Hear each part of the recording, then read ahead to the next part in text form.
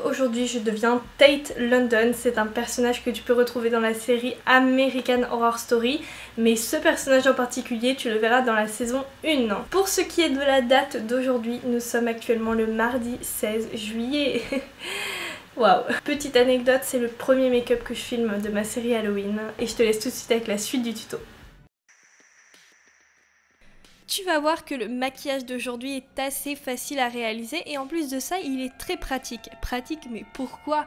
Parce qu'il nécessite seulement 2 produits. Le premier, c'est un fond de teint, ou bien tu peux prendre un fard gras si t'as pas de fond de teint chez toi. Comme ça, tu vas colorer ta peau et la rendre un petit peu plus claire. Donc c'est pour ça que moi, mon fond de teint, c'est pas du tout celui de ma carnation. Non, non, non. Je prends genre 5 teintes en dessous. En tout cas, vu que je prends un fond de teint, c'est comme un petit peu ma routine beauté, donc en dessous j'ai hydraté ma peau et j'ai mis une base pour faire mieux tenir le make-up, enfin surtout le fond de teint quoi. La chose que je peux vous conseiller le plus, étant donné que vous mettez une couleur plus claire que votre peau, eh bien c'est de l'estomper avec une beauty blender parce que sinon vous allez voir les démarcations avec les pinceaux. Après ça dépend si vous prenez bien votre temps, si vous faites bien le travail. Il n'y a pas de problème, mais moi c'est vrai que sur ce coup-là, j'ai préféré miser sur la Beauty Blender qui me paraissait un petit peu plus pratique. Dans ce make-up-ci, il faut aussi descendre le fond de teint jusqu'au cou, parce que, enfin jusqu'à tes vêtements en fait, à moins que tu mettes un col roulé, là ça suffira que le visage. Une fois que mon fond de teint est prêt, je ne vais pas le poudrer parce qu'en fait j'ai fait exprès de prendre ce fond de teint là, le Can't Stop Won't Stop, parce que je trouve qu'il n'a pas ce besoin d'être poudré, d'être fixé, il tient très bien tout seul. Et c'est parti pour l'étape la plus entre guillemets compliquée et celle où il faut vraiment des compétences entre guillemets en dessin, mais après encore une fois c'est une question d'entraînement. T'as pas ça en mode ouais inné, c'est du travail les gars, c'est du travail. Pour ça, je prends un fard à l'eau de la marque Diamond FX. Pourquoi ces fards à l'eau là? Parce que ce sont des fards à l'eau exprès professionnels et dans le domaine du body painting.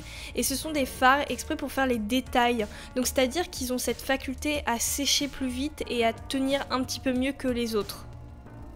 Je t'avoue que ce tutoriel est assez difficile à expliquer en voix off parce qu'en fait c'est surtout du dessin et surtout de ton ressenti sur le moment. C'est à dire que moi par exemple, ma petite astuce c'est si je ne suis pas sûre de moi, je vais commencer à prendre un crayon pastel qui vient également de chez NYX et je vais dessiner un petit peu des repères et comme ça après dès que je suis plus sûre de moi, eh bien je vais les dessiner au fard à l'eau. Là comme tu le vois, j'ai commencé par les yeux parce que je trouve ça assez cool, comme ça donne déjà un petit peu l'atmosphère du maquillage, je sais pas si je peux dire comme ça, mais voilà, c'est mon ressenti. Après je suis directement passée à la bouche et les joues, donc étant donné que c'est assez compliqué quand tu regardes les dessins, les tatouages de Tate London, eh bien j'ai décidé quand même de les faire un petit peu en blanc et ensuite j'ai repassé en noir pour vraiment comprendre la structure de sa mâchoire. Et après je suis passée aux dents. Alors le conseil que je peux vous donner c'est vraiment de prendre votre temps un maximum sur ce dessin là parce que les dents c'est ce qui peut faire carrément foirer votre make-up, qu'on se le dise. Donc ce que tu commences par faire c'est que tu traces un trait au niveau de ta bouche et qui part des deux côtés. Voilà, le trait doit pas être très long et au pire des cas s'il est trop court tu le rallongeras par la suite.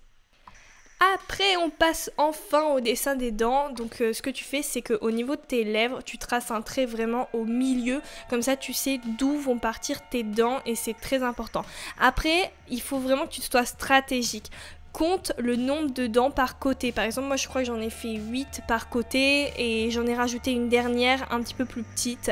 Oui, normalement il y en a une en trop, mais quand il y en a une en trop, c'est pas si grave, c'est pas si flagrant. Par contre, si vous en avez genre 4 en trop, là ça va commencer à être un petit peu grotesque.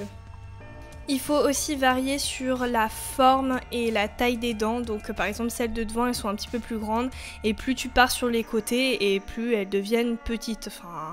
Enfin après encore une fois c'est très compliqué de commenter ce tutoriel et ce que je vous conseille c'est de prendre l'image de référence. Surtout ça c'est très important, voire le plus important finalement.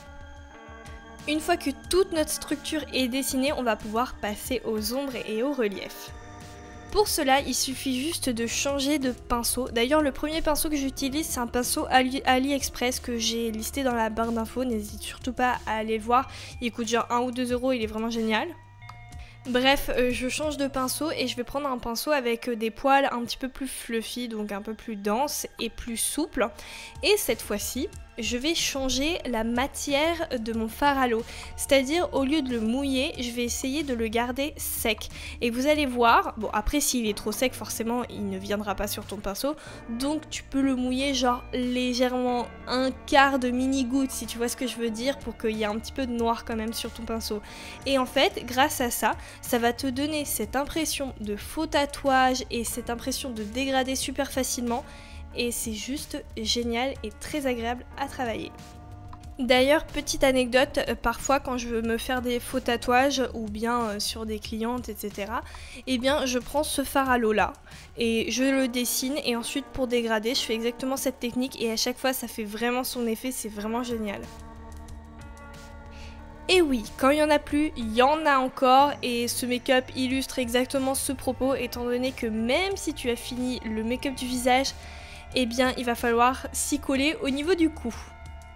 C'est très important. Après toi si tu veux faire juste un zombie boy classique, t'es pas obligé, mais c'est vrai que moi je voulais vraiment faire le mec d'American Horror Story et c'est un petit peu son identité, donc je voulais aller jusqu'au bout de mon personnage et j'ai créé la partie du cou. Donc comment je l'ai fait, je vais te l'expliquer.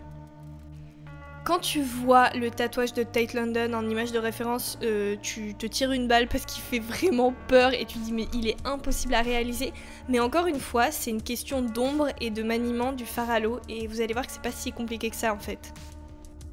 Je commence par dessiner les os du milieu, donc en fait ils ont une forme assez simple et après le plus important c'est vraiment de bien les ombrer, donc tu vois au dessus j'ai fait 2 points noirs que je dégrade et au milieu j'ai fait des petits traits arrondis pour donner cette forme, bah justement comme je le viens de le dire, arrondie.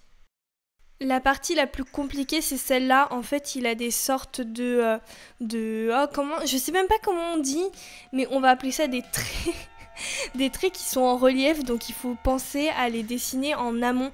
Donc là par exemple ce qu'il y a par au-dessus, les muscles par au-dessus, bah, je les fais maintenant et après je dessinerai ce qu'il y a en dessous après. Et ça c'est pas évident. Une fois que le dessin du cou est terminé, je rajoute quelques petites ombres au niveau de mes yeux, une petite perruque pour faire un petit clin d'œil au personnage qui est blond dans la série, et ensuite tu mets un col roulé pour cacher les raccords et ton look est enfin terminé. Le tuto est maintenant terminé, j'espère sincèrement qu'il vous a plu, donc étant donné que c'est presque le jour J, je vous ai fait un make-up très simple, c'est-à-dire avec un seul produit.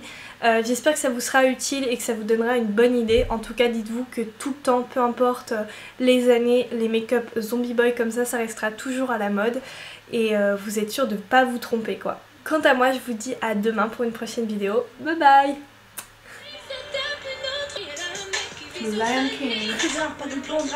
Fais un make-up inspiré du Roi Lion. Ça focus pas. Ah voilà.